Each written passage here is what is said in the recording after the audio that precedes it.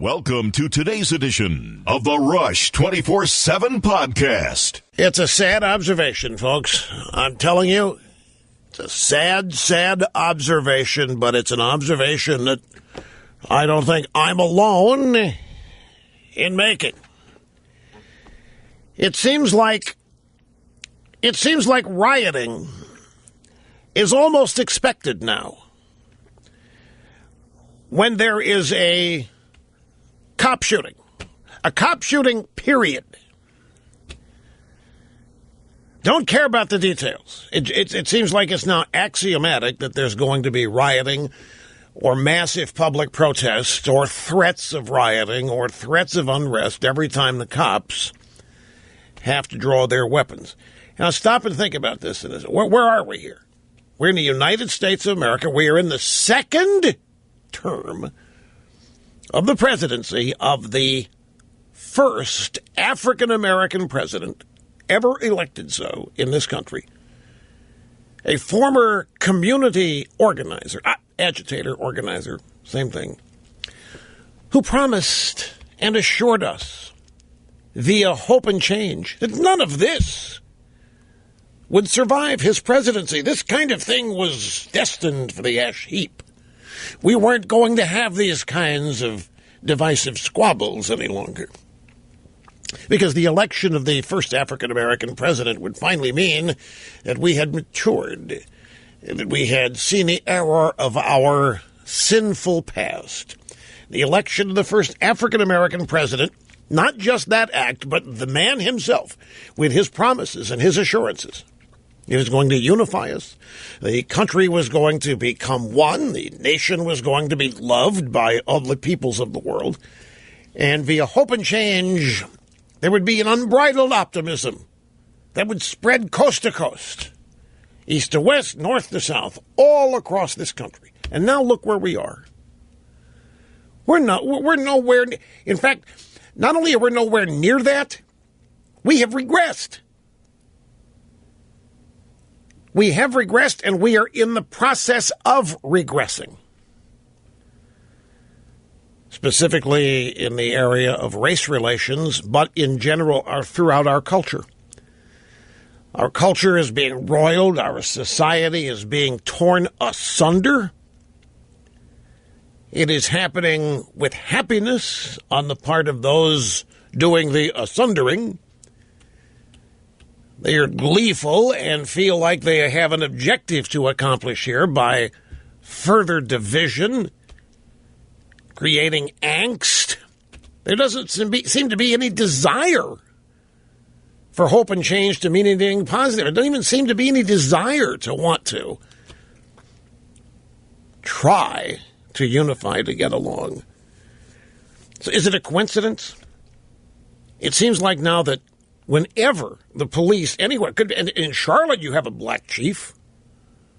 You have a largely African-American city government. You have a largely black police force. And I think in the case of Charlotte, you have an African-American cop. What? Why? Wasn't the election of these people and wasn't the commensurate rise in political power for African Americans to mayoralties and city councils, wasn't that supposed to also bring about not an end? I mean, nothing ever ends, but why are things getting worse here? You could look at this in some ways and say that our country, the people in our country, have actually tried to bring a halt to this. The people of this country have done, the majority of people in this country have done a lot of what they think they can do to demonstrate that they are not racists. African Americans are routinely elected to positions of power all over this country, particularly in the Deep South. And yet, it doesn't seem to have mattered. Why is that? I wish it had mattered. It doesn't seem to, though. Black Lives Matter gets into gear no matter the specific circumstances of any particular police event now. It doesn't matter what the details are. We have a police event, a cop draws a weapon, a cop fires a weapon. That's all we need to know. That's all we need to know, and we're going to get into gear, and we're going to find something to protest. All in the second term of the first African-American president in this country who promised and assured us that these are the kinds of things that would cease. These are the kinds of things that we were going to finally be able to get past. And I'm telling you, we are regressing. And it's a shame. It's just an abject shame. No, when I say nobody wants this, I'm talking about reasonable people. Nobody wants this. What's happening in Tulsa today, last night, Charlotte. Nobody wants this, but some do. Some are feeding off of it. Not new, I know. But I keep going back to hope and change. This was supposed to end because there was supposed to be hope. The election of Barack Hussein, that meant there was hope. That means that we had changed direction. We were headed in a new direction, a positive direction. There was to be a new sensitivity, a new awareness. An end, we were told. In fact, people on the left were using the term post-racial society to describe what the country would be like after the election of Barack Hussein Obama. We're not post anything. We're worst post. We're ipso post. We're whatever is happening. It ain't for the better. We are digressing. We are regressing. And it's just a downright shame. By the way, did I not call this yesterday? Jimmy Fallon is now getting the Matt Lauer treatment. I spent a lot of time yesterday explaining to those of you how the people on the left who used to love Matt Lauer, they let Matt buy a big expansion of his house out in the Hamptons. That meant that he was an accredited member of the establishment. He wanted to add on to his property out there. And they said, fine, do it. And he did. Now that's the last place he wants to go. His own buddies have turned on him because he was fair with Donald Trump. And he was fair with Hillary Clinton in those presidential forums. And now they're going after Jimmy Fallon for doing the same thing. And they're doing it in the New York Times. They are doing it on late night. Have you noticed that Comedy Central seems to have taken over late night TV? Every Comedy Central reject now has a late night show on the networks. And these people are loaded for bear. They're not comedians. They are agitating. The left thinks they're comedians, but they're actually not. They're social justice warriors out there. And Jimmy Fallon is now, he's the next victim because he made Trump look human. Why, Trump let Fallon run his hand through his hair out there to prove that it was real. And Fallon had a good time with Trump, and they were laughing, and that was not good. So Jimmy Fallon is next in the cross. I just want you Republicans out there, you GOP-E people, you establishment who keep telling us, even now you keep telling us that you believe the American people want bipartisanship. Maybe they do, but the people that you're going to have to be bipartisan with, i.e., the Democrats, want no part of it. Matt Lauer tried his version of bipartisan. Look what's happening to Matt Lauer.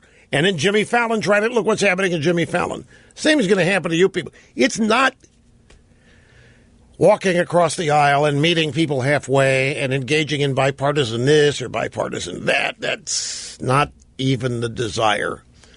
The people on the left. And by the way, Dingy Harry, history repeats. All of us, you remember last year, 2012, Dingy Harry is out there saying that Mitt Romney didn't pay his taxes. He's got a friend. Harry Reid had a friend, told him Mitt Romney hadn't paid his taxes in like 10 years. And the press said, who's your friend? And Harry Reid said, doesn't matter. You need to go ask Romney why he hasn't paid his taxes in 10 years. The press said, oh, yeah, right. And they did. They went off and they asked Romney, after asking him why he hates dogs, why he hadn't paid his taxes in 10 years. Well, now Dingy Harry from the floor of the Senate. Donald Trump isn't rich. Donald Trump isn't wealthy. Donald Trump's lying about that's why he won't release his taxes. So now the media has been given their marching orders to change the narrative on Trump that he's lying about everything. It's, again, from the old playbook that doesn't apply to Trump, but they haven't figured that out yet. It's just, I don't know. Black Lives Matter goes to the White House and gets praised to the hilt. Black Lives Matter gets honored at the White House. My question is, were they radicalized before they went to the White House or after they left the White House? Well, it's a fair question, is it not? When did Black Lives Matter become really radicalized? Before they went to the Oval Office or after? What seems like violence and property destruction are the judge and jury justice that we have today. The mob determines right and wrong and then hands down the sentence then and there. And then the Justice Department watches from afar, and after everybody gets through tearing up a town, the Justice Department walks in there with Loretta Lynch and claims the police department's racist. We're going to have to take it over.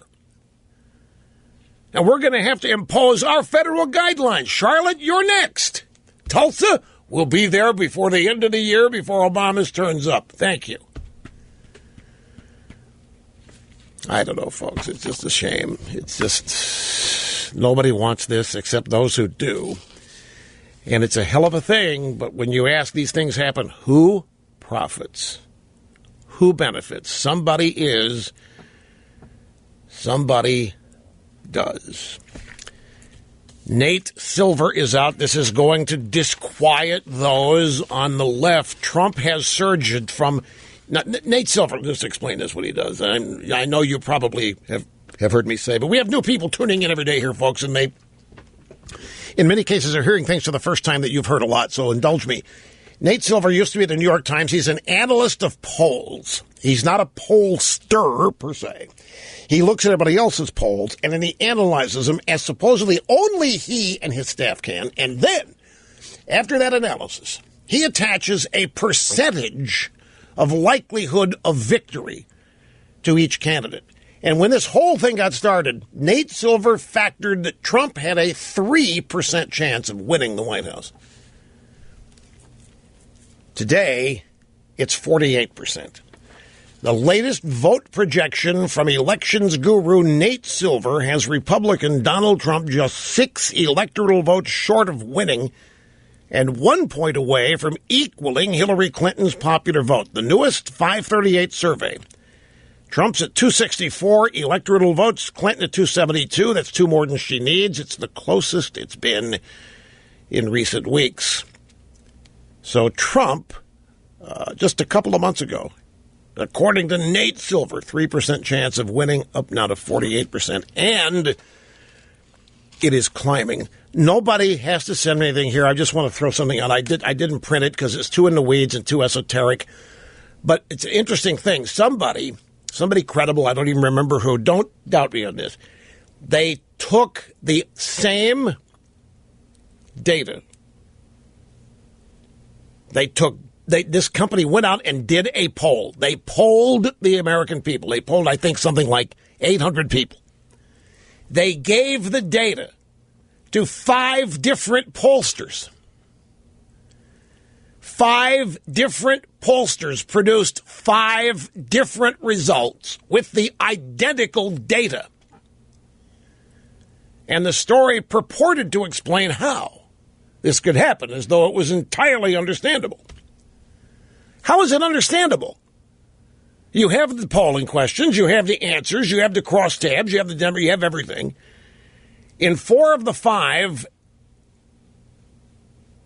pollster analysis, Trump won by a point or 2, and in the other 4, Hillary was narrowly. I mean, it was close. None of the 5 pollsters showed either candidate running away with it.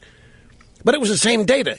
5 different polling companies were given the identical data, and they came up 5 different interpretations of what it meant. And I was reading the story. I said, yeah, well, it depends on the questions you ask. Well, they didn't ask any questions. The questions were asked for them. The answers were provided for them. Well, yeah, but then you have to, every poll weights, W-E-I-G-H-T, every poll weights its questions and answers. And that's up to the individual pollster. Well, really, so the individual pollsters look at the questions being asked, and then they decide, that's a good question or not a good question. I don't think I should give full weight to that. Is that how it happens? Basically, you're right, Mr. Limbaugh, yes. So, bottom line is, same data, 5 different companies, 5 different results. Just keep that in mind going forward the next time you see any poll produced. I'm waiting for something to print. It's been 30 seconds. There it is. You won't believe this. This is the headline. Gloria Steinem keynotes Planned Parenthood fundraiser. Quote, forced childbirth is the single biggest cause of global warming. Unquote. Don't smirk. You used to buy every line, Rachel. Whatever Al Gore said in the movie, you believed it. I'm glad we saved you. But forced childbirth. That's along the meme that it's an illness.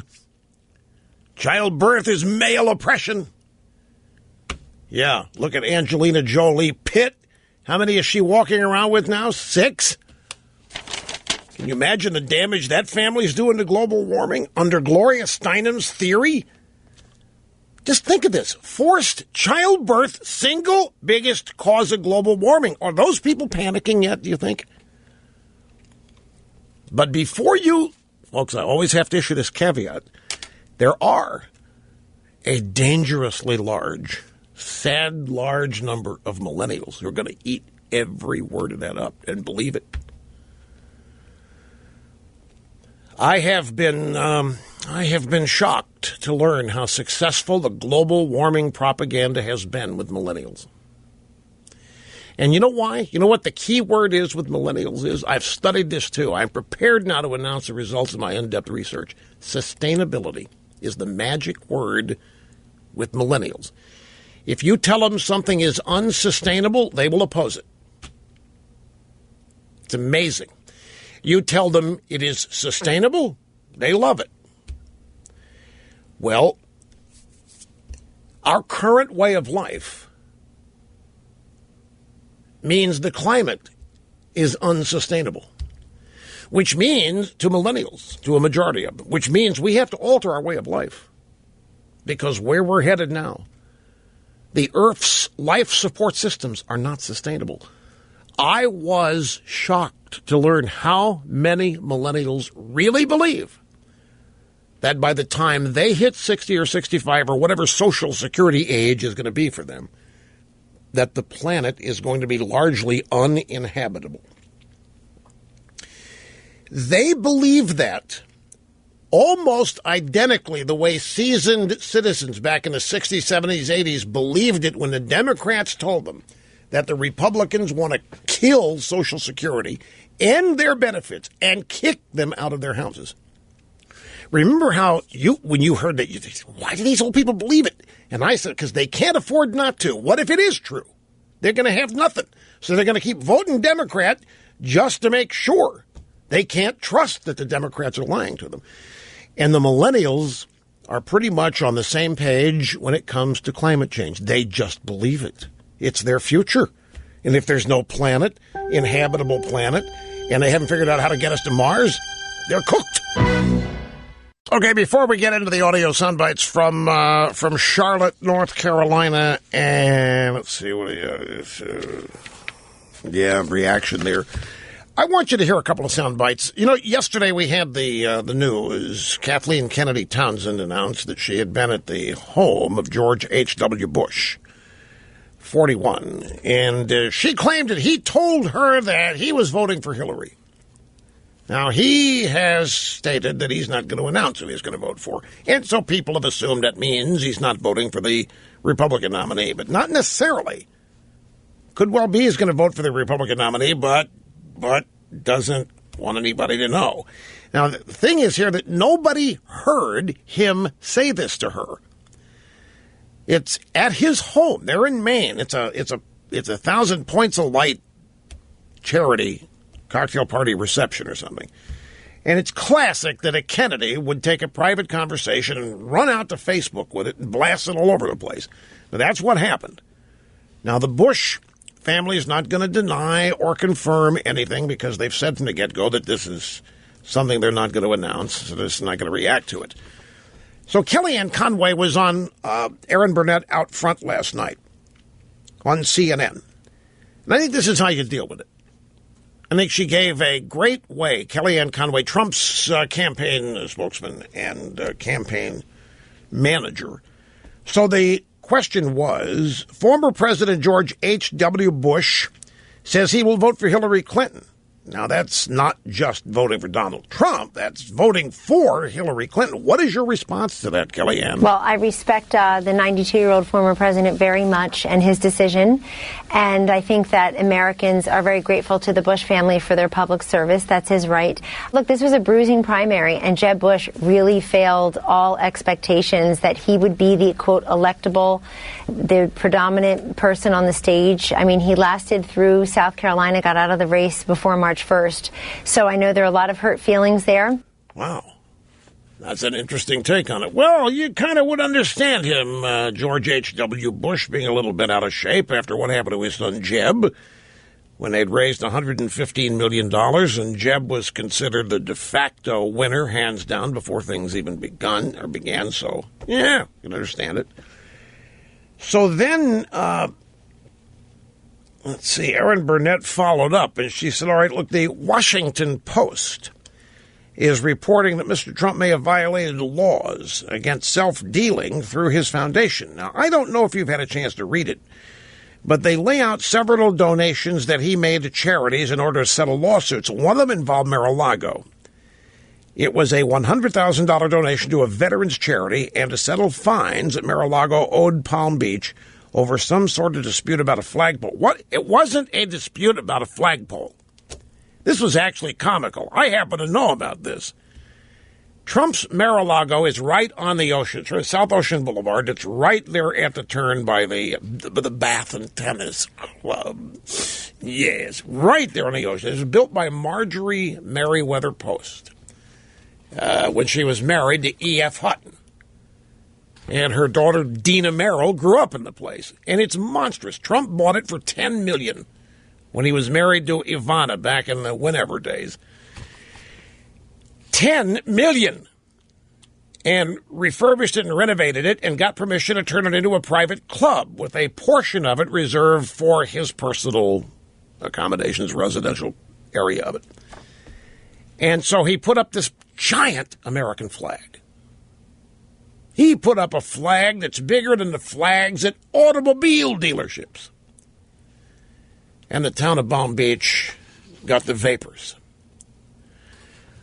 Well, there was a concern that the turtles, if they were attracted by lights, would see the American flag and be offended or realize they were supposed to be in Argentina and here they are in South Florida and panic.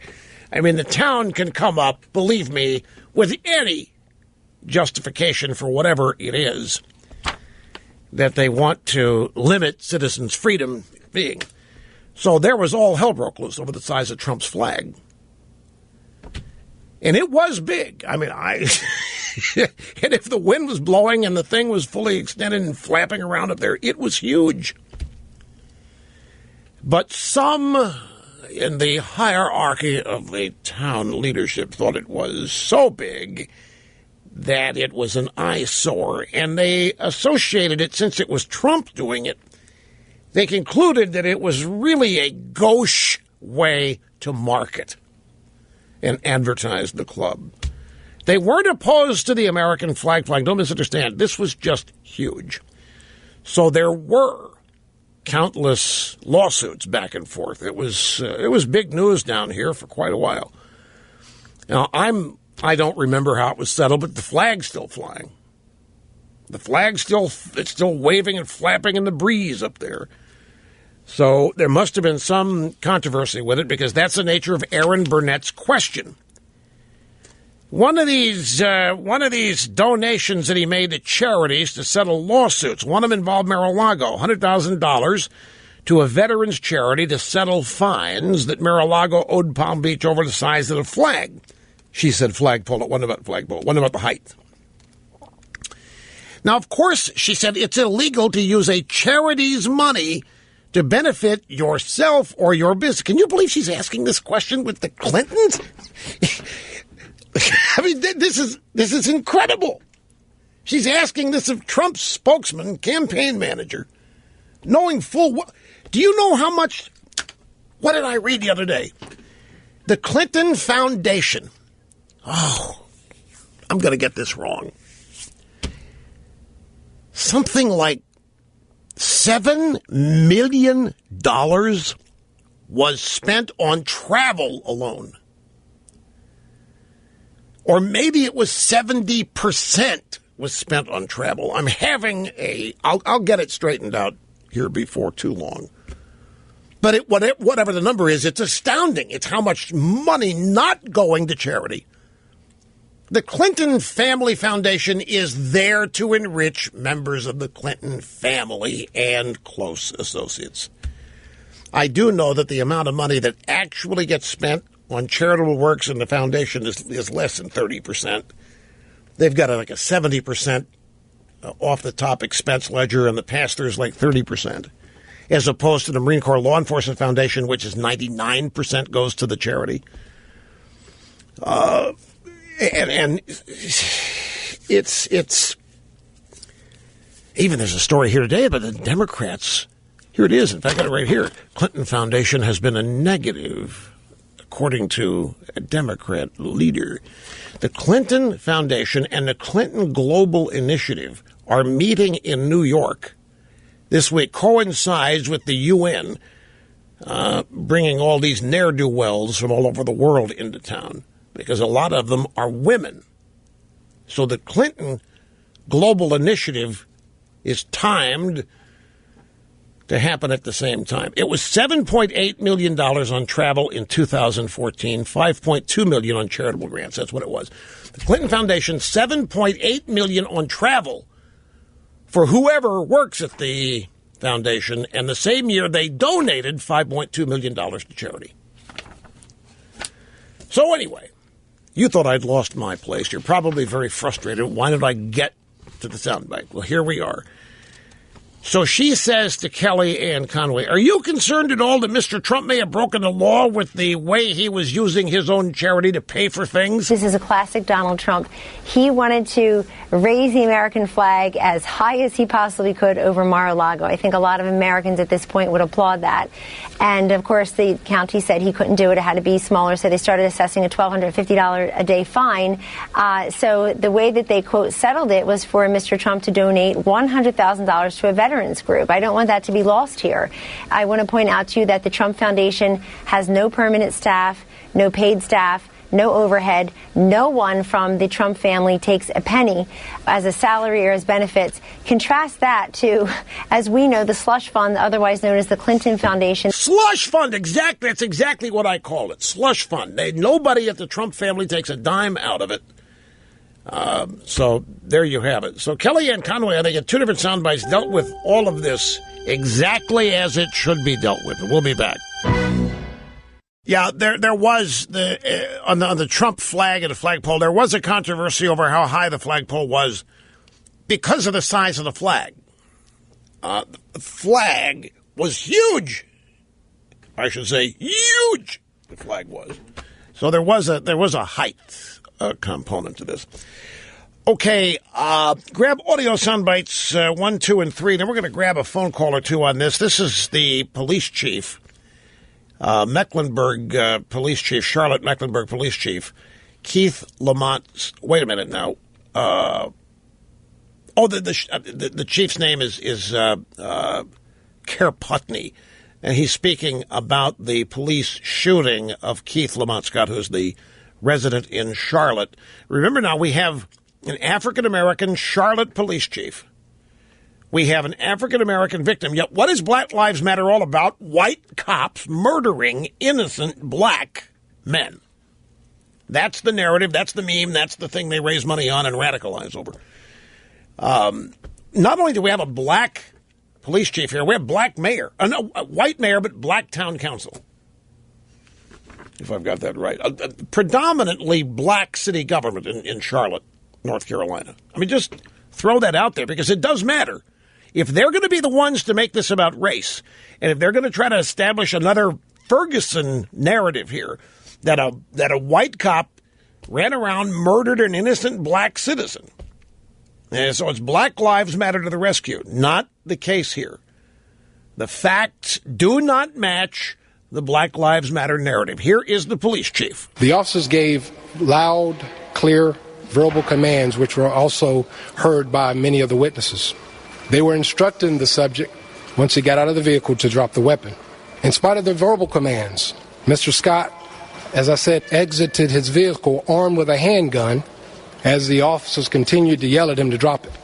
He stepped out, posing a threat to the officers, and Officer Brentley Vinson subsequently fired his weapon, striking the subject. And he then says that the truth does not match the narrative that either the media or activist groups in Charlotte are trying to establish. So I would say, welcome to America 2016, Chief. I mean, here he is, an African-American police chief. There should be, if we are to believe Black Lives Matter and why they exist, if we are to believe that they really care about this certain aspect of law enforcement, then they ought not even be on the scene here, because this is black on black. They don't go to Chicago, black on black crime. They couldn't care less about what goes on in Chicago. I mean, here there's no white cop involved, so why are they even there? Well, I mean, I'm asking rhetorically because we know why they are there. Here's the second bite from the chief. It's time for the voiceless majority to stand up and be heard. It's time to change the narrative, because I can tell you from the facts that the story is a little bit different as to how it's been portrayed so far, especially through social media. So, Charlotte, the challenge is ours. I think the future can be bright, but the work has to be done by all of us. Welcome to America 2016, Chief. I mean, the perp, as per usual, is not the innocent flower that the activists would like you to believe. He's not walking around anticipating his first day at college next week, like they tried to say about Michael Brown and Ferguson. So here's the African-American police chief in Charlotte, Mecklenburg, the police force there, saying, hey, I'm looking at what they're saying about this. It isn't true. He's going to catch hell on social media. Here, one more soundbite. This is the NAACP and other members of a black religious community held a presser to talk about the police shooting of Charlotte resident Keith Lamont Scott. This is the Nation of Islam pastor. His name is B.J. Murphy. I open up in the name of Allah. I bear witness that there is no God but Allah, and Muhammad is his messenger.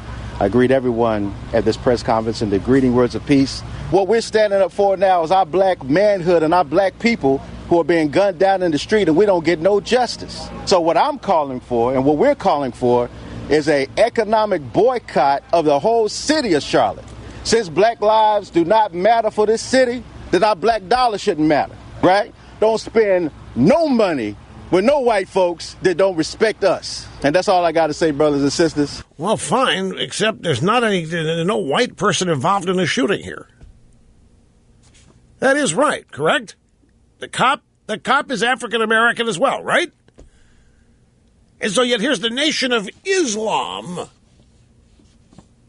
local Grand Poobah saying, don't spend no money with no white folks. What's up with that? Here's Adam in Lancaster, Pennsylvania. Says up there, Adam, you are a self-confessed millennial. Is that right? Yeah, Rush, I definitely am. Sometimes I do take a little offense to how you talk about my generation, but sometimes it is you have some points to make. Well, I don't mean it to be offensive, and if I'm wrong about something, God, please protect me or correct me, because I don't want to be wrong about it. No, I just don't. Sometimes I just don't appreciate you kind of lumping us all together. I've been a long time conservative libertarian. I've listened to you since I've been a teenager, got my car, and definitely turned you on right away. Right. Today I called, though. You, at the top of the show, basically outlined the question, was Black Lives Matter radicalized before or after their sit-down meetings with Barack in the White House? And why I called is because prior to that meeting, I always considered them, even though I didn't agree always with Black Lives Matter, I really considered their movement to be kind of an angry movement that was really just out of feeling oppressed and out of poverty of a lot of communities and disrespect. That's really who you thought they were and why they were organized? Well, no, not exactly why they're organized. I just thought that the main supporters, the average Joe Schmo, obviously not the people that were in charge of the movement themselves. Okay. I mean, they're obviously funded by George Soros. Good.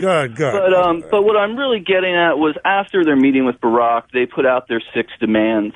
And I don't know if you really covered that much. I never really heard you talk about it. I really encourage all of your listeners to get online, go onto the Black Lives Matter website, and look at their 6 demands, because if you read these 6 demands, you will immediately realize that this group is a racist, communist organization that wants to do away with public property rights. Right. Exactly. I read those 6 items shortly thereafter to make the exact point that you are making, and to prove that it's not even about African Americans being shot in the street. It's just the vehicle. I got to go, though. I have no time left.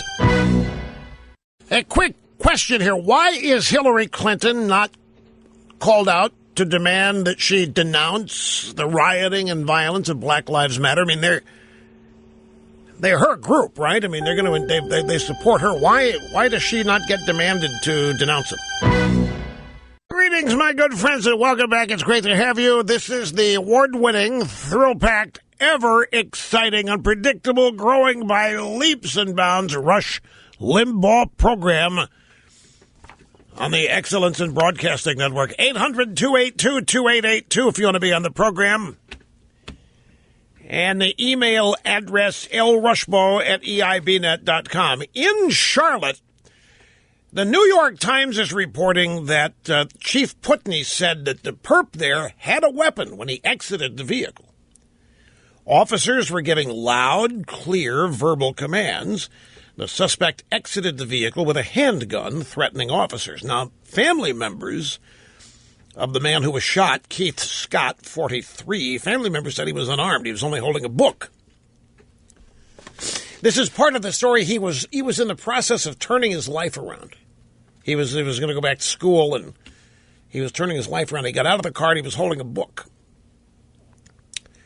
But Chief Putney said at a news conference this morning that, quote, "We did not find a book at the scene." So already we have some controversy, if you will, over this whole thing. As I say, folks, this is so this and Tulsa, where I think the cop was white. 2 white female cops in Tulsa and an African American cop in Charlotte. But it just seems like rioting is instantaneous and automatic now. It seems like the standard reaction. It's becoming expected now. I guarantee you, I'll bet you have this thought process. The first time you hear of a shooting incident in a city, the first thing you think of, when will the riots start, or have they? And this wasn't supposed to be the way it was supposed to be. This is the way it was going to be. Hope and change, first African-American president, unity, post-racial, post-political, post-partisan. Hell, if it's post-American, if it's anything. It certainly isn't post-racial. After 8 years of the Obama administration, racial tensions seem to have percolated, seem to have gotten worse. When everybody thought that they were going to get better or even disappear. Let me ask you, if you happen to be one of those people, let me just do a thought exercise here. There's no way we're going to be able to talk about it because those of you I'm asking to think are not on the phone with me here. But let's say you're one of the people who believed and maybe even voted for Obama on the premise with the hope that the election of an African-American president would say to everybody, would send a signal in this country and reverberate around the world that we are not racist in this country. All these people running around saying America's racist and bigoted and all that. Not true. Look what we just did. We just elected an African-American. How could we possibly be racist? If you're one of those people, and then you further from that, you thought that the election of Obama, or maybe you hoped, combination of thought or hope, that you thought it actually would mean less racial friction, strife, confrontation, whatever. If you thought that was going to happen because of the election of Obama, did you ever ask yourself how that would happen? In other words, what would make it happen? I'm not disputing anybody who thought that. Don't misunderstand any tone of my voice. But if you believed it was going to happen, did you think, okay, well, who's going to change then? If the election of an African-American actually is going to mean the end of or a major reduction in racism, how is that going to happen? Now, I don't have to answer the question because I never thought the election of Obama was going to mean less racism. I never thought. In fact, I thought it was going to mean more. I have been proven right. I thought the election of Obama was going to increase and exacerbate racial tendencies because I understand the race hustler business. I understand the people who don't want there to be an end to racial strife in America. This was tiddlywinks. Figure this one out. You have the election of first black president. If there is any criticism at all, which there will be, he's president, for crying out loud. It doesn't matter if he's Mars. It doesn't matter if he's wherever, whatever, looks like what he's the president of the United States. And there are going to be people who disagree. But he's not the presidency. He's the first African-American. And I knew that the Jacksons and the Sharptons and whoever else, the Black Lives Matter, any criticism of the first black president was not to be tolerated. It was not to even be permitted. See, part of the deal was, the unspoken deal, the election of the first African-American president also meant you shut up whenever he does anything you don't like. Because if you don't, you are being racist. And that's exactly what's happened. And it worked in basically neutering the Republican Party. The Republican Party didn't take long either, totally PTSD shell-shocked before they stopped any criticism of Obama and his policies at all. Because here came the media, you racist slime. They didn't say it that directly or forcefully, but it was clear that anybody disagreed with Obama, they didn't really disagree. They just were harboring lingering anger over the fact that he won because they're still racist at heart, and that's why they can't get along. That's the narrative they established. And I knew it was going to be the narrative. I knew that this was not going to mean a positive change.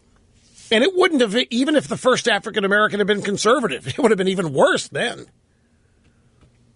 Imagine the leftists, the NAACP, and the entire civil rights organizations. Imagine if Clarence Thomas were president. Imagine that whole group that now defends Obama and demands that everybody else shut up and criticizing him. Can you imagine what they would be trying to do if it were Clarence Thomas, or take your pick of any conservative who'd been elected president? So in no case was this going to result in reduced or lessening racial tensions. But for those of you who thought that it would, did you continue thinking about how that would happen? If the election of the first African-American as president is automatically going to mean, or hopefully going to mean, a lessening of racial strife,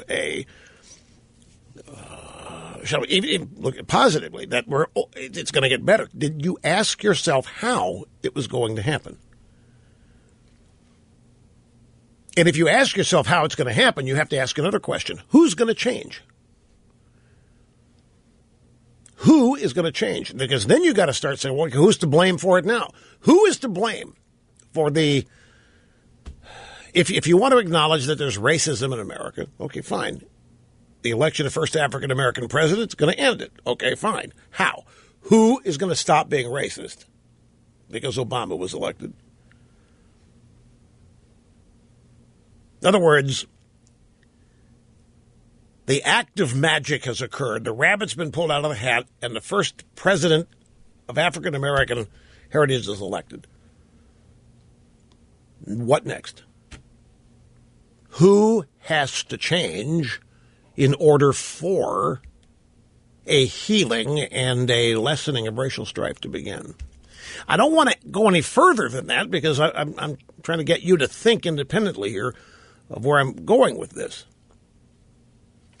Because it isn't magic, but a lot of people thought it would be. A lot of people thought, maybe hoped, that the symbolism of it all, that the photo op, that the reality, that given our past, complete with our original sin of slavery, look now what has happened.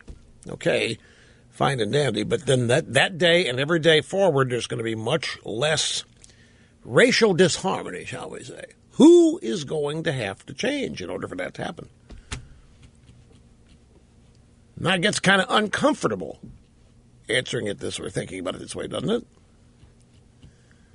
If you're still with me. I mean, if you still understand what I'm essentially asking here. Okay, well, let me give you specific. First African-American president elected. Is the Ku Klux Klan saying, oh, well, it's over for us. We quit. Does that happen? No, probably quite the opposite, right? We have to have Sheets Bird, but he's dead. Well, you get my drift. Okay, so let's go to the Reverend Jackson.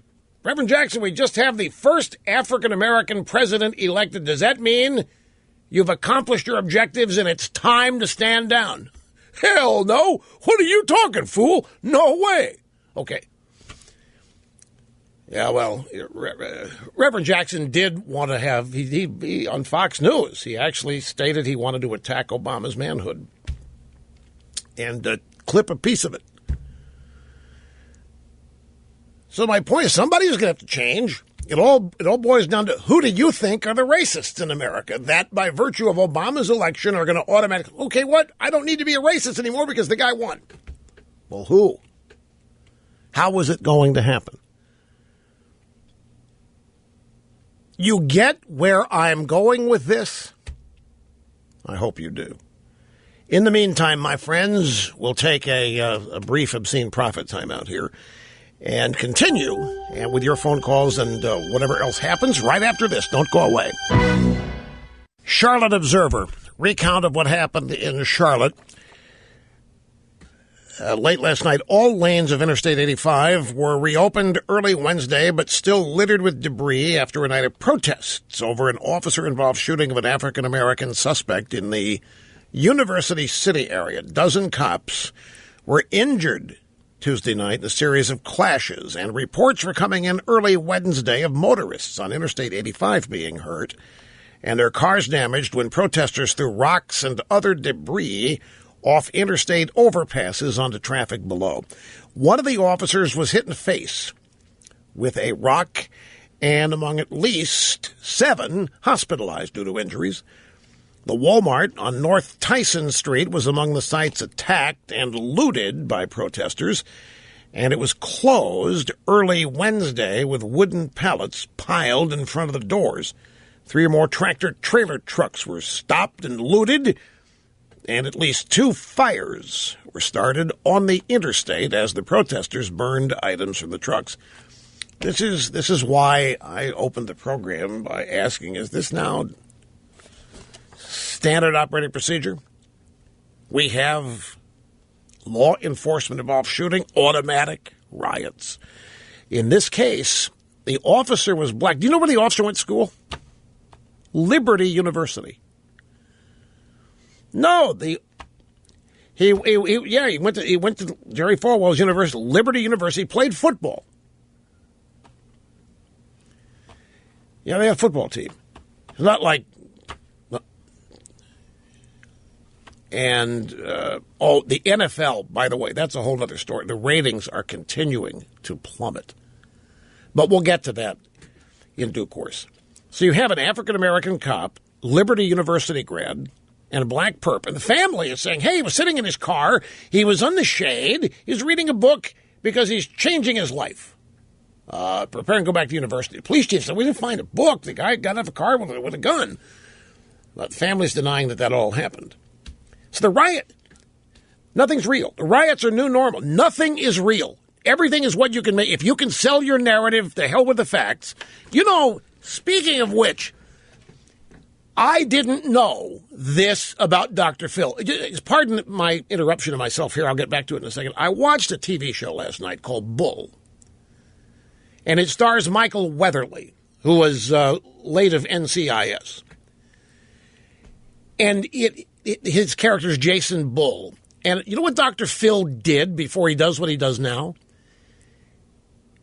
He, not jury consultant, he actually, as a psychologist, was able to help jury selection by identifying psychological characteristics. Look, cut to the chase. The bottom line here, the facts, fine it. We don't care. What narrative can we establish? What story can we tell? By the way, everybody's known this about trials. You think it's all about the evidence, and innocent until proven guilty, you are going to get convicted. Trials are they're a show now, and the jury is human beings. They have to have a story. It was a fabulous show. I thought it was a great, great show. Subject matter was a little bit worn out. It was a plot line that's a little bit worn out, but it's a really great new way of doing a televised crime show. It's worth giving it a shot. Weatherly is great in this show, too. No, I don't know Weatherly. I've never been. I know a friend of a friend. It's one of these. A friend of mine knows Weatherly's dad. But I don't know Weatherly. I was a powerful, influential member of the media. I should know Weatherly, but I don't. Now, I'm not saying everything in this show Dr. Phil did. They just used his business as the model for the character they created. It's on CBS, if you want to watch it. So, but you're right. It's the narrative. So we have competing narratives. That's what the police chief was talking about here in the soundbite we played in the previous segment. He said the facts are the facts. I mean, I see the narrative they're trying to create here, but that's not what happened. Well, Chief, you had better get ready with your narrative, because that's what Black Lives Matter is all about. That's what the civil rights movement today is all about. There is a narrative that existed before this event happened last night, and the narrative is police forces nationwide are racists, and they are run by racists, and they love to kill black men. Usually the police officers that do this are white because they are racists, and they become police officers because it gives them a license to kill. So that's the narrative. Before you have a riot, before you have a crime, before law enforcement gets involved, that's the narrative that the civil rights movement in this country is attempting to establish in the minds of as many people as they can, so that when you do have an event like that last night, first thing people are going to conclude, there go the cops again shooting another black guy. That's what they want you to conclude. So that you will then already have made up your mind before you learn the facts. And because it's been established that if you make up your mind before you learn the facts will not matter in changing your mind. How else could you explain liberalism, by the way? Facts simply don't matter. They believe what they want to believe about, say, climate change or global warming. Doesn't matter. The narrative has been in a process being built since the 1980s. Black Lives Matter is establishing a narrative here And by the way, it predates Ferguson. It may even predate a little bit Trayvon Martin, but it really, really got focused with Trayvon Martin and intensified in St. Louis. Hands up, don't shoot. Didn't happen, but yet look how many African Americans to this day believe that it did. And you've got all these clowns in the NFL. You wonder why ratings are going down, taking a knee or raising a fist during the national anthem. I warned them. I warned the NFL. We're going to play that soundbite the next half hour. I warned them and pretty much predicted this is going to happen. So, Chief, you're going to have to... Sad, very sad reality is that facts, if they come in second place, they're going to stay in second place in somebody's mind. And that's what the BLM people know, and the agitators and the organizers on the left know. The brief time out, my friends. Sit tight. We got much more straight ahead. Don't go away. Okay, let's get back to the phones, because if we don't, I never will. Today, I'm that loaded. And I want to go back to Charlotte. We got Josh. It's great that you called, sir. Welcome. Hey, thanks for taking my call. I really appreciate it. You bet. Go right ahead. You're on the air now. Okay, great. So my question for you is, how do you think things will be different come November if we have one of these incidents again, and depending on who's in the office, how the executive branch will handle the situation? Oh, you're asking me if in either case, either Trump or Hillary wins, what yes, will... Yes, sir, that's correct. If these events will happen, or how they will be different if they happen? How they'll be handled, mostly. Or how they'll be well, okay, that is a fascinating question. And the answer to that question actually would require maybe an op-ed of 750 to 1,000 words after a lot of research. Now, I'm not trying to skate out of answering it, but let's stop and think of the question here. You think it's simple that you gave me that call because you think this... Okay, so we've got what happened in Charlotte. We have what happened in Tulsa. Let's throw Ferguson in there. It all happens with Obama in the White House. So we move forward, and next year, by definition, I mean, we're going to have somebody that's not African American in the White House.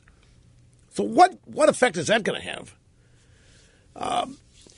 Look, this is a really good question in a whole lot of ways that Josh may not have even factored in his question. For example, if either Hillary or Trump win, how much anger is there going to be that nobody's even anticipating in the African American community that the first African American president is gone? Well, you might say that the Constitution tells you he's going to go, but still, he's gone. And what is going to be, we have no idea what the landscape is going to be, and the way news coverage, the media, are going to be dealing with the post-Obama America. We don't know what Obama's going to, well, we do. I know what Obama's going to be doing. He's going to be guarding his legacy out there. But how many African Americans are going to, even though it's all constitutional, still feel, I don't know, cheated? Or, well, there's that chance, and we blew it. Or there's that chance, and it's not going to happen again. Or how many of them are not going to feel positively about it for whatever reason? Then you add to the specifics. So we'd have to go down, okay, if Trump wins and now there is something like Ferguson or something like... Look, the first thing to say about that... I don't know. This is one of these things I really don't want to answer because I don't want to create self-fulfilling predictions. But let me just tell you this. Let's take race out of this for a moment, Josh. If Hillary Clinton loses this, Chicago 68 is going to look like Romper Room on PBS for 4-year-olds and under. The left is not going to accept Hillary losing. It's not going to be a peaceful, and I don't want to say this too much because I don't want to give people reason not to vote for Trump because of this. But you know as well as I do. I mean, when John Kerry lost in 2004. All over Florida, psychiatrists set up satellite rooms where people could show up free of charge to deal with their depression. South Florida Democrats, who were convinced Kerry was going to win by Nate Silver, or whoever back then was assuring everybody that Bob Shrum, that Kerry was going to win. So that alone, even before you go anywhere else in the country with a police incident, just the result itself.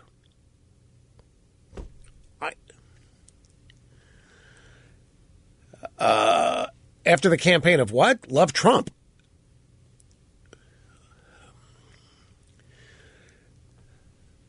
Well, that's my point. That's whether there have. I'm still not sure what you're saying about love Trump hate, but the bottom line here is that they're not going to accept being defeated. They're already at the point where they resent that there's even an opposition. They don't think there even should be an election. But I'm not exaggerating this. I'm not making this up. The left has devolved to the point now where I think they're finished and through with pretending that the country is up for grabs every 4 years. They honestly believe that we, Republicans, conservatives, non-libs, are totally delegitimized and shouldn't even be allowed to participate in the process. And they have just been entertaining us for the sake of the Constitution or whatever. So if they end up losing, it's not going to be pretty. And it's not going to be all related to Trump. It's going to be related to the fact that they lost, that they will take it as a personal rejection. They will take it as having been cheated. They will take because they think they own the country right now. They think they're in charge of everything. And if they lose this election, they're going to find people to blame it on. It isn't going to be pretty. And I really hope I'm wrong about this, but I don't see it. I see what I see. I see the rabble-rousing. I see the anger. Take a look at social media.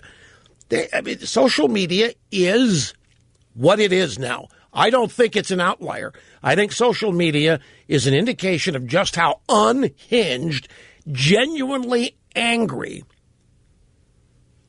deranged, and everything else you can think a sizable portion of this country is when they have anonymity. I don't think it's a tiny few. I think it's a huge number, and I think all of them. You take a look at what they're doing to Matt Lauer for just being fair to Trump, and what they're doing to Jimmy Fallon for just being nice to Trump. So I may be exaggerating it a bit for effect, but not much in terms of what I really think is going to happen. If Hillary wins, well, we're not through with if Trump wins, because at some point, even the post-election riots and protests, or whatever they end up being, they will eventually end at some point, and we'll start the Trump administration. And I have to tell you, Josh, I really believe, based on what I'm seeing, Trump was at another black church yesterday in Cleveland, suburban Cleveland. I don't know if people are noticing. Trump is engaged in serious and in-depth outreach to black churches and black political organizations, and he looks dead serious. He's reaching out more than any Republican I remember ever having reached out. And he's reaching out on the premise and the pretext that this strife can and should end, and that he wants it to end, and that he wants to be involved in whatever happens to make it end, that he wants to improve things for everybody. That's what I hear Trump saying. I see Hillary literally in a time capsule, stuck back in the 1990s. I talked about this a little bit yesterday. I look at Hillary, I listen to her, I look at her campaign strategy, and it's old, it's worn out, it's predictable. It comes from a playbook that was written when the Republican Party was content to exist but lose. Republican Party was they're content to be the Washington Generals. Happy to be on the field, happy to wear the uniform, happy to lose if that's what it took to stay on the field and wear the uniform. But that kind of campaign doesn't wash with Trump. It's not going to have any impact. Trump's unpredictable. Trump is not part of the establishment. So all these usual bromides that the Democrats throw out against your average Republican are not going to frighten Trump supporters into abandoning him. Some would say that they would succeed in keeping new Trump supporters, potentially new Trump supporters, from signing up with him, but we'll see. But I still think that she's running an antiquated. Nothing is going to change. If Hillary is elected, more of the same, only worse. The riots, the racial discord is going to continue because she's going to promote it. Because liberal Democrats, Josh, I asked earlier, who benefits from this? It's a good question to ask. Anything's going on that you don't like, don't understand, that seems unfair, that seems illogical, that seems to make no sense.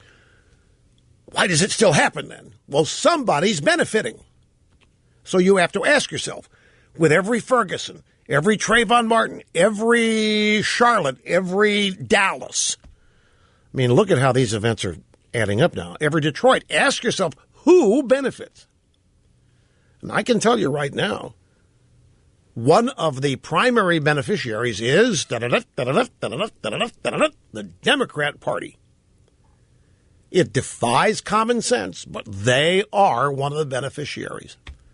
Because the Democrat Party somehow has gotten away with, by creating a narrative, that they care about African Americans and poor people and other minorities more than anybody else does.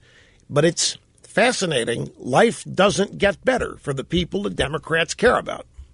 It only gets worse. And the people the Democrats care about keep supporting the Democrats. They keep complaining while they keep losing ground, and they keep turning to the Democrats to protect them and to fix it. Because they really have been coerced, trained to believe that the Republicans are their big enemy. Or Christians are their enemy, or white people, or conservatives, or whoever are their enemy. So Hillary Clinton being elected, the Department of Justice will continue to take over more and more police departments. Racism and racial aspects will be highlighted and promoted because the Democrats benefit from this.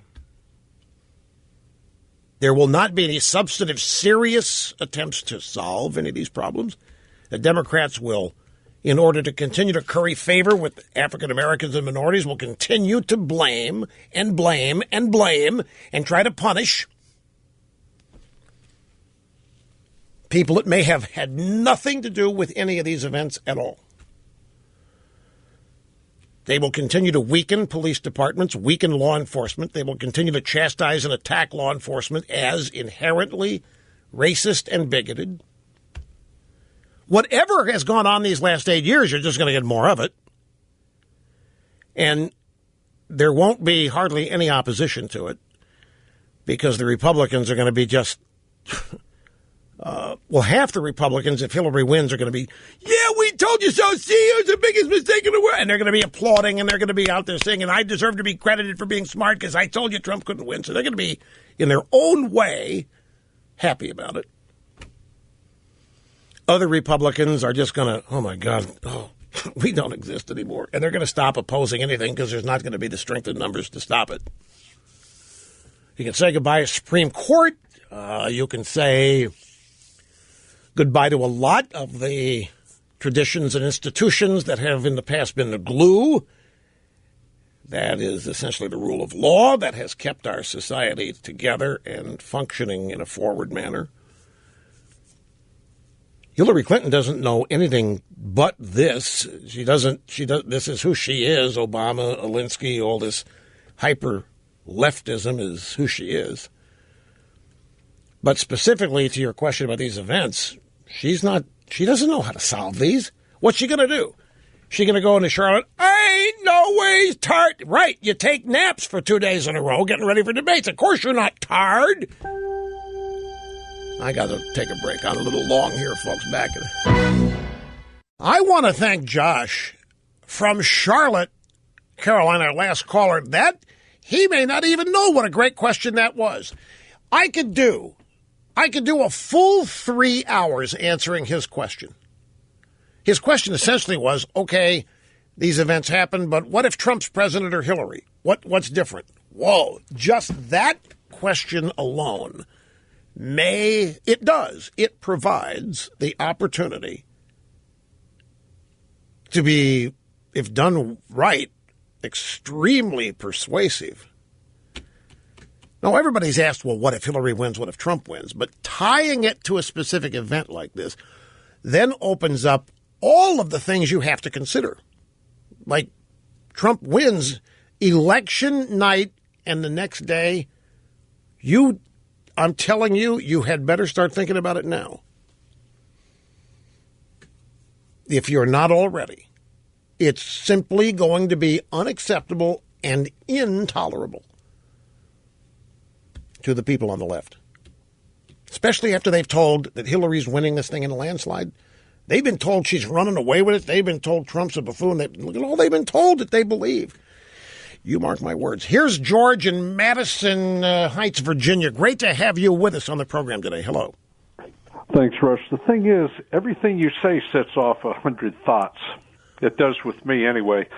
I was thinking, how quickly Black Lives Matter got their rally together in Charlotte. If only they could get themselves together to maybe clean up their community, get rid of the crime element, start jobs programs. But what gets me, I was just reading the Ford Foundation and their reason for giving so much money to the Black Lives Matter movement.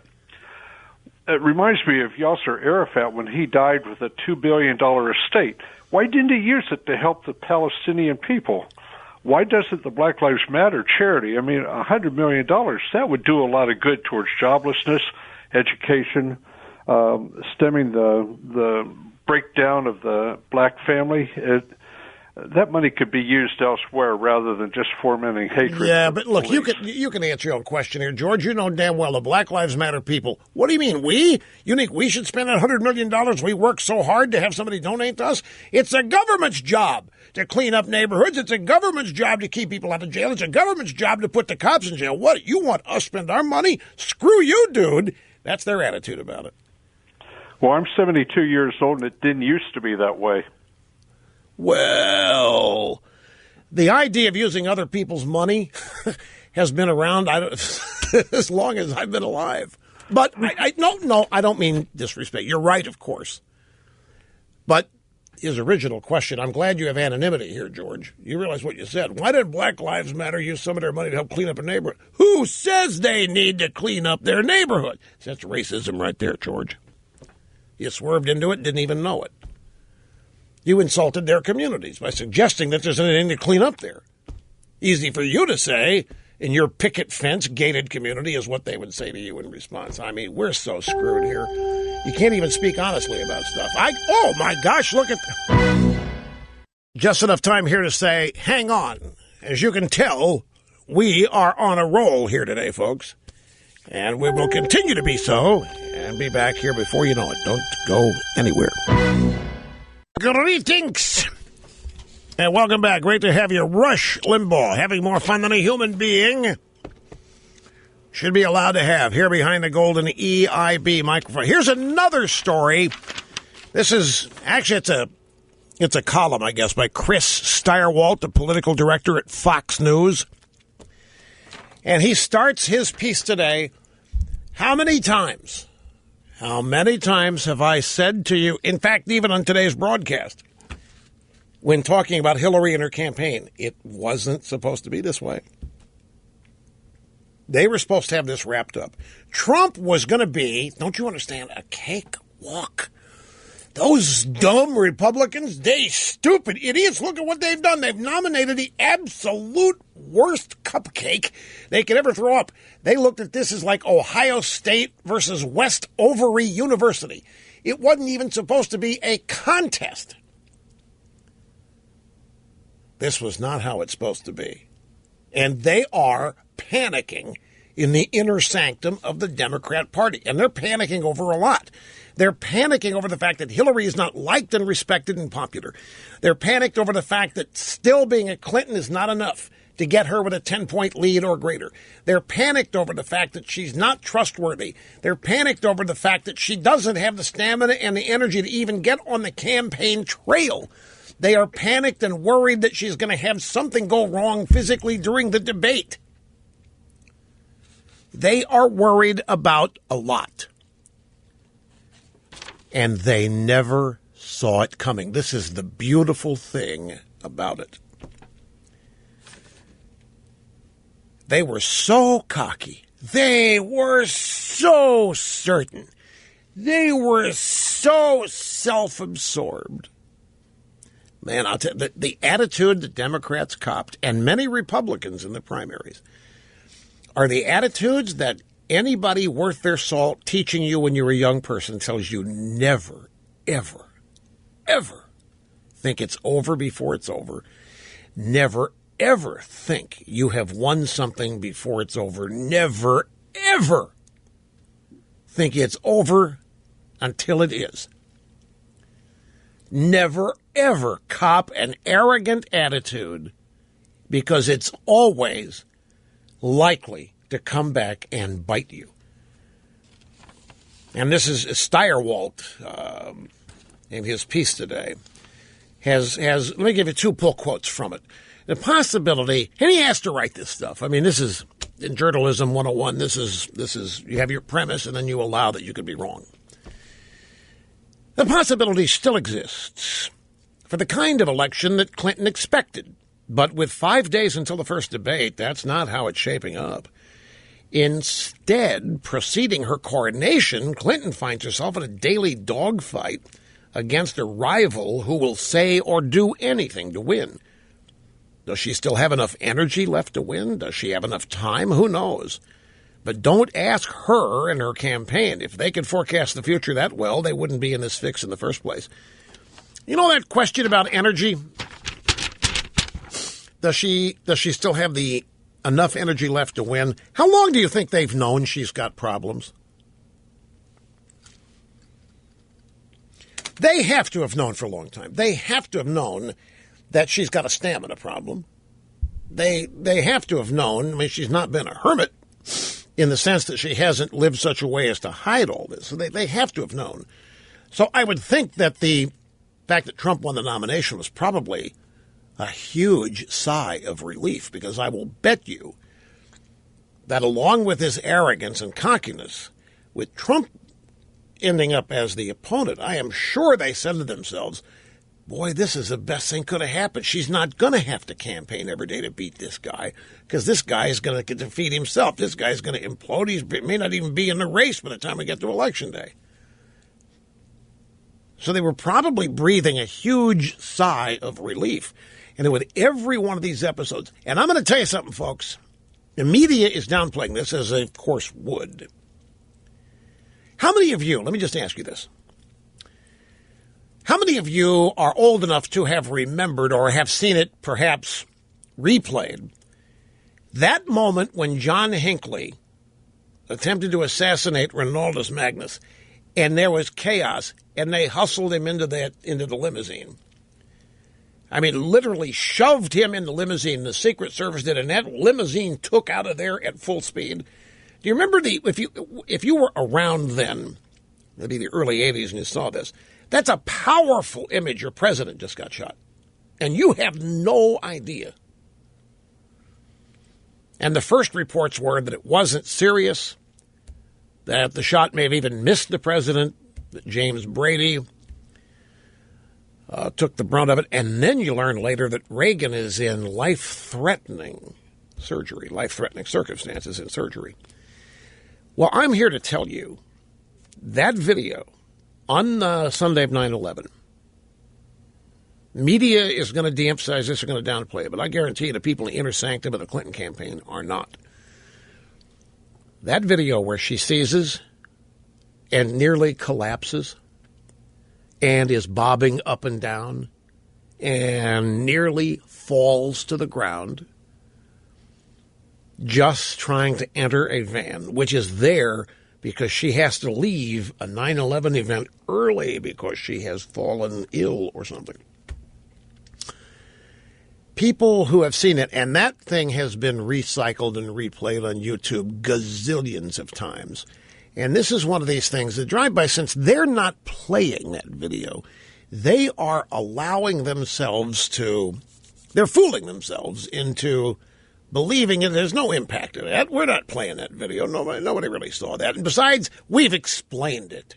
She just lost a shoe. She was fine an hour and a half later. It was no big deal. But it was and remains so. I mean, the person is running for president. Forget who it is. Anybody in that video. That's a 2 or 3 gulper when you see that. And you don't forget it. And then in every day following, when Mrs. Clinton can't make she got canceled a campaign appearance yesterday. And now the Clinton campaign says, well, yeah, she's resting up for the debates. Well, the debates are what? 10 days? 5? I forget. It's at least a number of days. I mean, you don't rest that long for a single event. But she has to. Then there was another video yesterday, and I didn't put much stock in this at first. But then last night I looked at it a little bit. Have you seen this one? Mr. Sturdy just got back from a very important conference. Hillary was speaking someplace, I forget where, but her eyes appeared to be darting independently of coordination. It's the strangest. You might not even notice it unless you're told to look for it. And then after you're told to look for it, you can't miss it. The left eye and the right eye are going at different directions at the same time, a couple of 3 times, and the eyes are darting left and right while the head is not. And then you start remembering, I remember that other episode where all of us, she's talking to a reporter, and she starts nodding her head up and down, and laughing and so forth, and it's unless she was just telling a joke. Oh, okay, and so you promptly forget it. But when you see all these things, all these other things come to mind again. You remember what you've seen. My point here, they are worried about all of this. This stuff has a cumulative effect, and Mrs. Clinton is not running a campaign that looks like somebody filled with energy and desire and really, really wants this. This is looking more and more like somebody who feels entitled, like it is a coronation, like it's expected, and doesn't really have to do that much for it. Or it looks like somebody who's just not up to it. Yeah, that picture of her on the plane where I could not believe that her handlers allowed her to walk to the back of the airplane looking like that.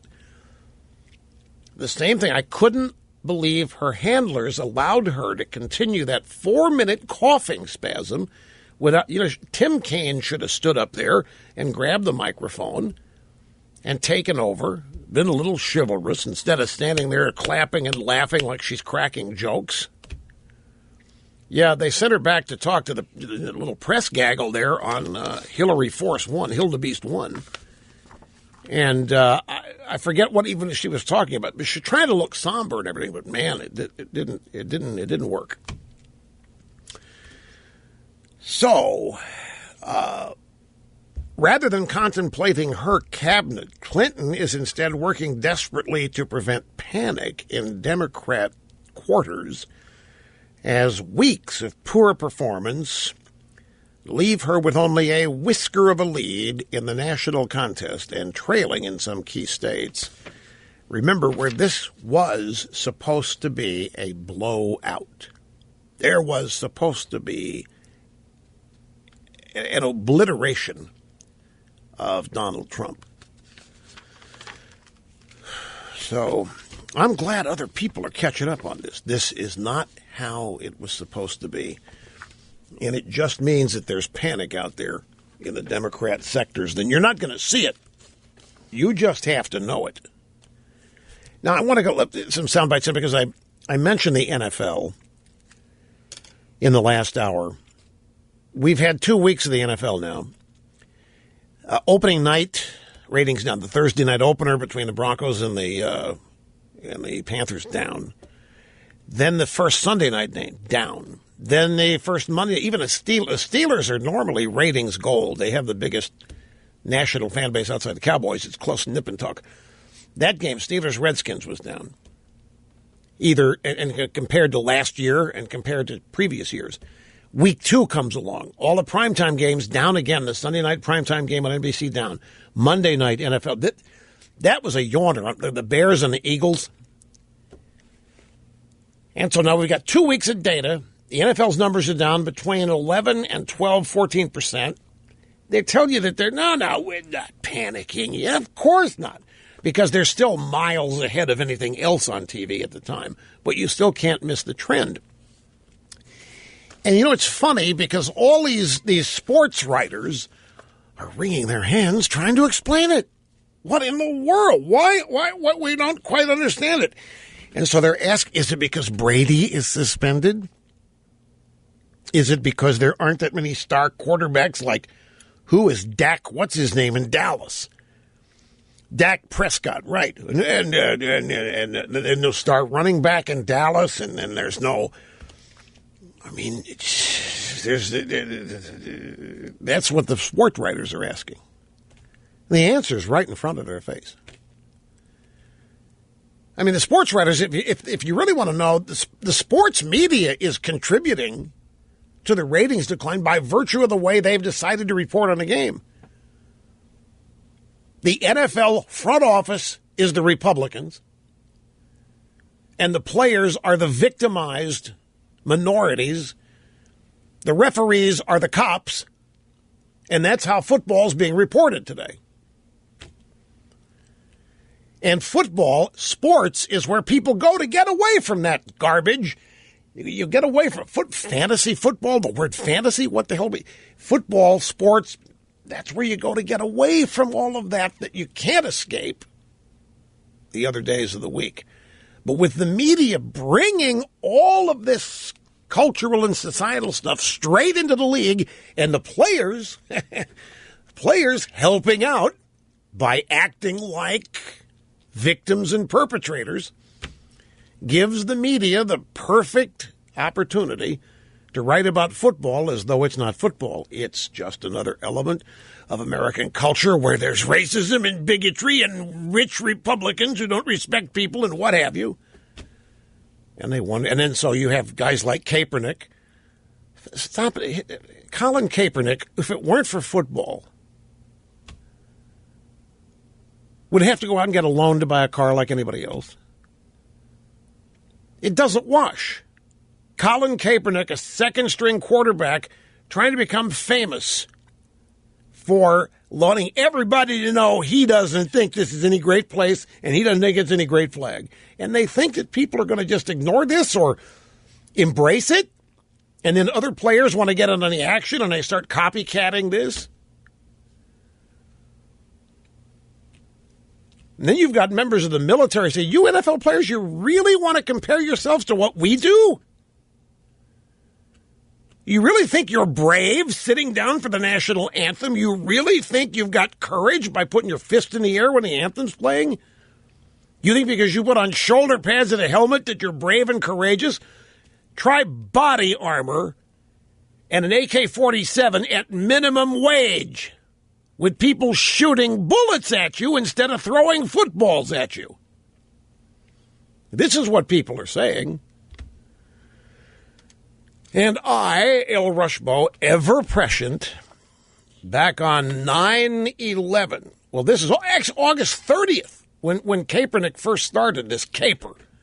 I want to repeat, I want you to listen, because I issued the following warning, which looks like, after 2 weeks of data, that it might have been onto something. You players in the NFL, you can go ahead and try to continue stealing the stage of the NFL if you want. You can take the example of Kaepernick, and you can try to get some news coverage. You can draw attention to yourself, but you run the risk of obliterating the stage on which you perform that earns you your living and gives you the opportunity to succeed beyond your wildest dreams. You better be careful in what and how you express your thoughts on this country, greatest place in the history of mankind, and the residents of this country are among the luckiest in the history of all humanity. The National Football League is on TV. It can easily be turned off. The National Football League is sponsored by beer and cars and soft drinks that can easily be not purchased. Not that hard. Just turn it off and go do something else. It's not that hard, and people apparently now, after 2 weeks, are demoing that. We'll see when Brady comes back in Cleveland in a couple of weeks whether he can revive the... I'm being facetious, of course. Let's take another time out, folks. Be right back. Look, lest anybody misunderstand, in the heat of battle and the pitch of emotion, I'm not... When I sit here and chronicle the at-the-moment problems of Hillary and her campaign, I don't want anybody thinking I think this is over by any stretch. I don't. I have no idea what's going to happen here, and I don't think the pollsters do either. And the polling, as we've demonstrated, can be interpreted in any number of ways. All we know is, for certain, that this is not the way the Democrats thought this was going to go. It's not anywhere near where they thought Hillary was going to be. And all these other negatives that are attaching to Hillary are things that were unexpected and maybe not accounted for or planned for. But it doesn't mean that there's... I don't want anybody to infer from what I'm saying here that I'm predicting a Hillary loss and Trump win. I'm not at the point of doing that on either side here. But I do. I have a soundbite coming up. You're going to hear it. It's a Washington... Well, here, let's just play it. I got time to squeeze it in. This is another thing they didn't have to plan on. This is Wolf Blitzer's show this afternoon. He's talking with Washington Post reporter Abby Phillip about the African-American vote and how it's not energized behind Hillary. And, oh, no, what are they going to do it? Turnout, in general, is going to be important. And how are they going to fix this for Hillary? When I talk to people who are close to the White House, they say the president and the first lady are pretty sure at this point that they're going to have to take this on themselves. They're going to have to be out there in Philadelphia and in those suburbs and in North Carolina and in other places where she really needs African-American turnout to be close to the levels that he had them at in 2012 in order to compensate for what is likely to be a loss among white voters going into this election. So the president, we saw that from him in the last week. He is really fired up about this because he knows that his entire legacy is on Hillary Clinton's shoulders right now. Right. Now stop and think of that.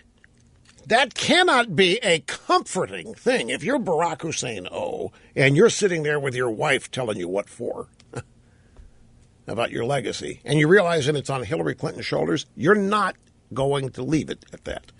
So this is a Washington Post reporter saying, look, the Obamas know that in order to save their legacy, they're going to have to go out and get the black vote for Hillary because she can't do it. I don't think this was part of the original plan, if you ask me, I think. But Obama will be happy to do it. He loves to go out on the campaign trail and make it all about him. Just say it. Okay, time to head back to the phones. This is Bill in Los Angeles. Bill, great to have you with us here on the EIB network today. Hello. Hey, Rush, how are you? Just fine, sir. I'm one of that 11 to 14%. You are one of the 11 to 14% of what? The NFL drop. Oh, you are. You've stopped watching. Oh, yes. And the games that I did kind of tune into, I refused to buy any of their products. What brought this on? Is it the Kaepernick type stuff? Absolutely it is. My dad served in the military for this nation for 29 years. You know, and I'm not going to take that stuff. I put myself in the position of people in the NFL office who, in this incarnation, are the rich Republicans in terms of the way the media treats them. And Roger Goodell is George W. Bush, literally hated and despised. May as well have taken the NFL into a rock. Mm-hmm. I wonder if I don't think they understand when the Kaepernick stuff starts and their players pick it up. I wonder if the people in the NFL office think, we should allow it because it's where the culture's going and we got to be hip and we've got to be open to free expression and all that. Well, I don't think they understand that most of their fans expect owners, coaches, and leagues to stamp that stuff out. Well, they're the ones who are paying them, so they should. Well, that's another thing. I don't... and that leads me into what I call to talk about. And go ahead. It's just a case of lawlessness. You see, I'm African American, and I never voted for Obama. And I told friends not to vote. And do you know how many people who voted for him were friends of mine who called me back and apologized to me? Really? Yeah, and I knew exponentially that the nation would get worse because of the culture of lawlessness. This guy was a community rabble-riser.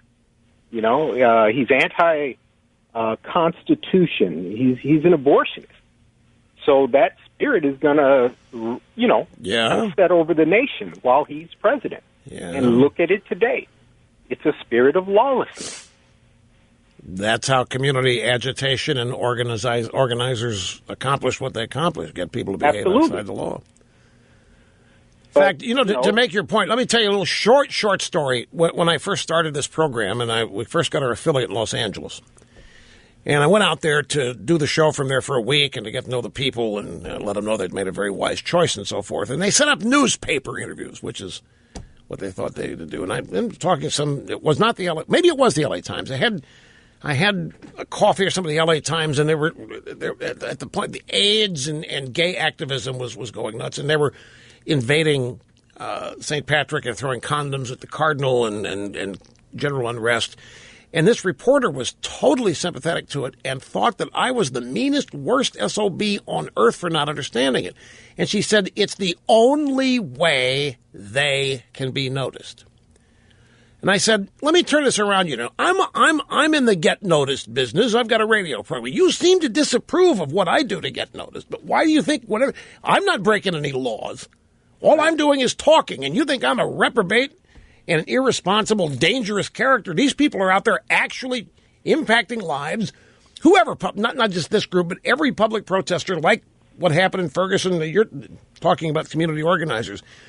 And it all boils down to ideology. If the left is engaged in doing it, the lawlessness, then it's justified because that's what they have to do to be seen, to be heard, and to make so-called progress and so forth. That's all they understand. Yep. But your point was we're going to elect a president who sanctions it and pretty much promotes it or authorizes it or looks the other way at least. So, and that's going to be the spirit over the nation. Now, I have to disagree with you with the riots if Trump gets elected. I believe the whole spirit will change of the nation, and I think people will come, become more American citizens. Wait a minute. Let me make sure I understand you, because I like that. You think that. So, can I infer that you're a Trump supporter? Absolutely. Okay, good. That's what I thought. So unequivocally, you think when Trump wins that there's going to be this massive happiness, this overwhelming spirit of positive change that is going to accompany Trump's win. And because the number of people supporting Trump is huge, I'm sure you believe, the pollsters are not catching it. And right. So the number of people that are going to be enthusiastic about this are going to dwarf the people opposed to it. Absolutely. Yeah. And I believe there are many people who vote Democrat will vote for Trump. Yeah. I took several people to see D'Souza's movie. Yeah. And they said they had no idea, and these were blacks. They said they had no idea. And they said they would never vote Democrat again. Well, unfortunately, that's not data. I'm glad to hear it. It's what I can tell you a story. You can tell me. It's called anecdotal. It's not data, but it's encouraging. But the interesting thing is, I think not only is that happening, I think the real possible hidden so-called silent majority out there supporting Trump is really in this group of people that hasn't voted in a long time because they're so fed up, in addition to the people who vote and who are registered. I do think that Robert Costa of the Washington Post was right about the fact that there's a whole slew of people so fed up they haven't voted for a long time, but they are registering now as Republicans. You disagree with that, Mr. Snerdley, or are you yelling at a caller? Okay. Then he must be yelling at a caller in there because it looks like he's chewing me out, as I'm speaking here. But I'll tell you something, Bill. This is. Well, I know, but this is so interesting. Here's this guy calls from Los Angeles, and he's heard me predict what's going to happen if Trump wins. And he's coming at this as a Trump supporter. This could be the greatest thing to happen to this country in 30 years, Trump getting elected, which a lot of Trump supporters think. And so it would be quite natural to assume it's going to be a party. And so he's worried I'm putting a damper on this. I knew that I was trepidatious about making this prediction because I don't want to affect anybody's vote by predicting mayhem. I don't want to cause people to become afraid to vote for Trump. That's not. But at the same time, another caller asked me the question, and I wanted to delve into it and answer it honestly. But I'm fascinated by all this today. We had two really great questions, and this guy, Bill from Los Angeles, with the opposite perspective. Bill, the only thing, I was not trying to put a damper on Trump's potential eventual win by any stretch of the imagination. Was simply doing what I always do, and that is deconstructing liberal Democrats and explaining to people who they are. And they are going to be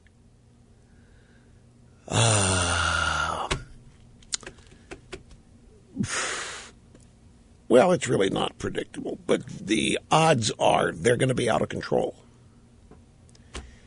And I don't want that to be a damper on anything. In fact, I think all these riots actually end up hurting Hillary. I think they end up helping Trump.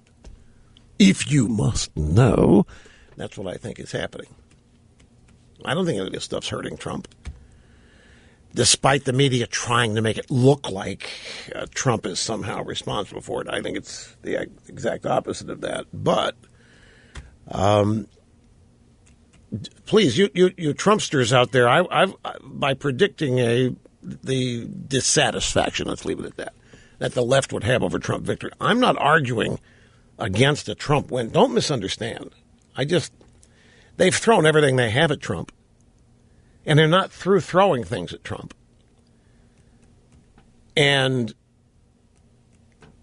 if they might, folks, I'm talking about people are going to lose their minds is what I'm talking about here. I'm talking about people are going to lose control. I'm talking about people that are going to be just on the short side of insane. Hillary Clinton's going to need to be Nurse Ratched in defeat to help control these people, is what I'm talking about. Lee in Kirkland, Washington. Great to have you with us on the EIB network. Hi. Yes, thank you for taking my call, Rush. Yes, long-time listener. Thank you. Hey, you asked a question at the beginning of the program here about who needed to change to make things work better in race relations. Yes. The answer to that is Obama.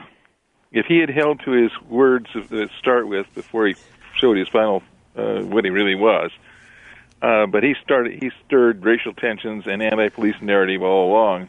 And I think he's got two objectives. One is divide and conquer, and the other is he stated he wanted to have a federal police department as strong as our military. And he's well on his way to making that happen. Yeah, and he wanted national health care, and he wanted a global economy that he basically ran, a global government and so forth. And he believed the U.S. had created all kinds of inexcusable errors since our founding and needed to be corrected. You're exactly right. There are a couple of answers to the question I asked, and yours is number one. And I want for those that didn't hear the question, I've got a limited amount of time here, Lee, so I want to repeat it. The setup is this.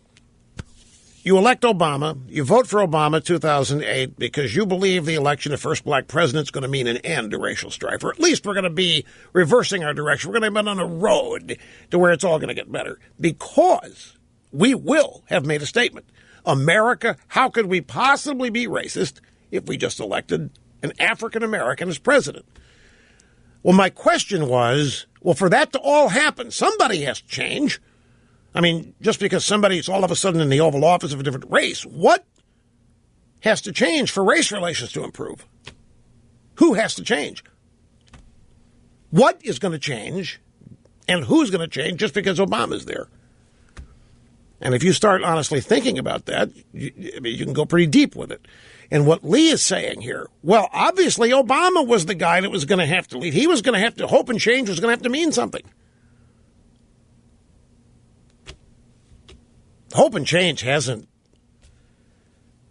it hasn't, there isn't a soul who believed that hope and change was something positive that has any idea now that it was.